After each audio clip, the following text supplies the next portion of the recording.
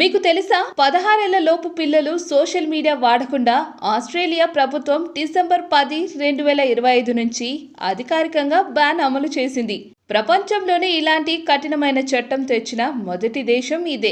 నిబంధనలు అతిక్రమించే టెక్ కంపెనీలకు దాదాపు 275 కోట్ల వరకు ఫైన్ విధిస్తారు. మన దేశంలో ఇంకా బ్యాన్ విధించలేదు, కానీ కఠినమైన నిబంధనలు రాబోతున్నాయి. Digital personal data protection act 2025 ప్రకారం 18 ఏళ్ల లోపు వారు సోషల్ మీడియా అకౌంట్ తెరవాలంటే ఖచ్చితంగా తల్లిదండ్రుల అనుమతి ఉండాలి. భారతీయ పిల్లల్లో 60% మంది రోజుకు 3 గంటలకు పైగా ఆన్లైన్ లో ఉంటున్నారు. దీనివల్ల నిద్రలేమి, ఏకాగ్రత తగ్గడం వంటి సమస్యలు వస్తున్నాయి. సోషల్ మీడియాలో లైక్స్ మరియు కామెంట్స్ కోసం ఆరాటపడడం పిల్లల్లో యాంగ్జైటీ మరియు లో సెల్ఫ్ ఎస్టీమ్ కి దారితీస్తోంది. చిన్న వయసులో ప్రైవసీ సెట్టింగ్ తెలియకపోవడం వల్ల పిల్లలు ఈజీగా సైబర్ నేరగాళ్ల బారిన పడే అవకాశం ఉంది. టెక్నాలజీ అనేది ఒక చాకు లాంటిది, దాన్ని ఎలా వాడుతున్నాం అనేదే ముఖ్యం.